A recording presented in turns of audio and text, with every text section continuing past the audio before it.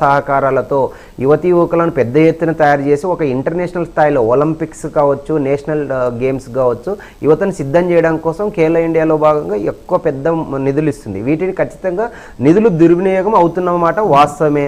కానీ గత ప్రభుత్వాలు ఎన్డీఏ టీం యొక్క సహకారంతో కేంద్రంలో రాష్ట్రంలో వాటిని నిధులను సద్వినియోగం చేసుకొని ఇన్ఫ్రాస్ట్రక్చర్ కోసం డెవలప్మెంట్ చేసుకుంటారు. ఫర్ ఎగ్జాంపుల్ రీసెంట్గా మనం చూస్తే విజయవాడలో ఉన్నటువంటి ఇందిరాగాంధీ స్టేడియంను 60 కోట్లతో ఎలాగైతే డెవలప్మెంట్ చేస్తున్నారో అట్లా స్పోర్ట్స్ యొక్క ఇన్ఫ్రాస్ట్రక్చర్ని డెవలప్మెంట్ చేస్తుంది ఎన్డీఏ టీం. కానీ వైఎస్ఆర్సీపీ హయాంలో స్పష్టంగా శాప్ చైర్మన్ బైరెడ్డి సిద్ధార్థ రెడ్డి గారే స్పష్టంగా చెప్పారు. అంటే సచివాలయాల దగ్గర మేము ఆడిచ్చాము, అదేవిధంగా స్పోర్ట్స్ యొక్క క్రీడా పరికరాల యొక్క పనిముట్లు కావచ్చు, క్రీడా పరికరాలు నాసిరకంగా ఉన్నాయి కాబట్టి ఒక 2 మ్యాచ్లకు 3 మ్యాచ్లకు అవి విరిగిపోయాయని చెప్పి స్పష్టంగా చెప్పారు. ఈరోజు ఏదైతే ఉందో అవినీతి చట్టం ప్రకారం, ఇండియన్ పీనల్ కోడ్ ప్రకారం కావచ్చు, ప్రివెన్షన్ యాక్ట్ 1988 ప్రకారం ఖచ్చితంగా ఆ చట్టం తన పని తాను చేసుకుని వెళ్ళిపోతుంది మేడం. ఖచ్చితంగా ఈరోజు విజిలెన్స్ రిపోర్ట్ ఇచ్చింది స్పష్టంగా అవినీతి జరిగింది, 40 కోట్లకు పైన స్కామ్ జరిగింది, ఇక్కడ ఆటలు ఆడకపోయినప్పటికీ ఆడినామని చెప్పేసి ఈరోజు పేర్కొన్నారు.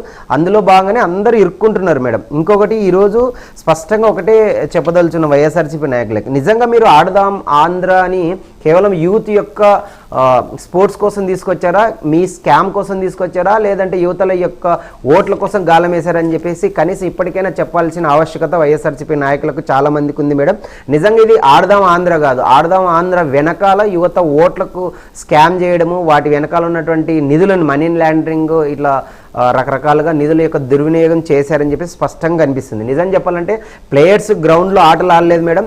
వీళ్ళు Jagan and Mohan Reddy and co team వల్ల ఇవి ఒక రిపోర్ట్లో ఫైల్స్ స్కామ్గా మారిపోయాయని చెప్పేసి స్పష్టంగా చెప్తున్నాం మేడం. మల్లికార్జున్ గారు, మీ అభిప్రాయం ఏంటి? ఆడదాం ఆంధ్ర అసలు లక్ష్యం ఏంటి? అంటే ఈ ఫండ్స్ కానీ ఇవన్నీ కానీ ఎక్కడికి వెళ్ళాయి? ఈ టెండర్ ప్రాజెక్ట్స్ కానీ ఇవన్నీ ట్రాన్స్పరెంట్గా లేవు అని అంటారా? 100% మేడం. ఎందుకంటే ఒక స్పోర్ట్స్కు సంబంధించినటువంటి బిడ్డింగ్ కానీ టెండర్ కానీ స్పోర్ట్స్ అథారిటీకి సంబంధించినటువంటి ఏదైనా మినిస్ట్రీ శాఖకు కావచ్చు, ఇతర శాఖలకు ఖచ్చితంగా ఇస్తారు. కానీ దురుద్దేశంగా కావచ్చు, లేదంటే వాళ్లకు పరిపాలన చేతగాక కేవలం స్టిక్కర్ల కింగ్ కాబట్టి జగన్మోహన్ రెడ్డి గారు వ్యంగ్యంగా R&B శాఖకు టెండర్స్ ఇచ్చారు మేడం. R&B శాఖకు స్పోర్ట్స్ శాఖకు ఏం సంబంధం మేడం?